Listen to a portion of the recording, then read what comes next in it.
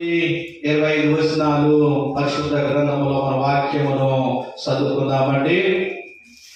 మారా నీళ్లు సేదైనవి కనుక వారు ఆ నీళ్లు త్రాగలేకపోయి, అందువలన దానికి మారా అని పేరు కలిగెను. ప్రజలు మేమేమి త్రాగుదామని మోషే మీద సనుగుకొనగా అతడు యెహోవాకు మొరపెట్టెను. అంతటా యెహోవా అతనికి ఒక చెట్టును చూపెను.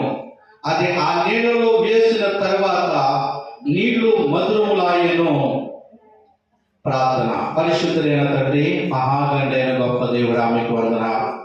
నిర్గమకాండం 15వ అధ్యాయము 23 ప్రభా 24, 25 వచనాల్లో వాక్యమును ధ్యానించుకోవడానికి ఈ పరిశుద్ధపు ఆదివారపు ప్రభా ఈ ఆరాధనలో ప్రభా నీ వాక్యాన్ని మేము ధ్యానించడానికి మీరు ఇచ్చిన కృపను బట్టి వందనాలు. ఈ ప్రజలతో మీరు మాట్లాడండి.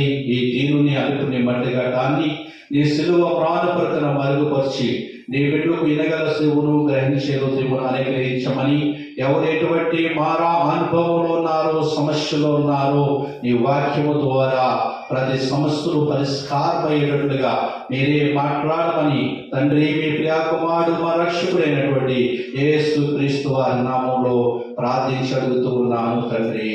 ప్రియమైన దేవుని బిడ్డలారా,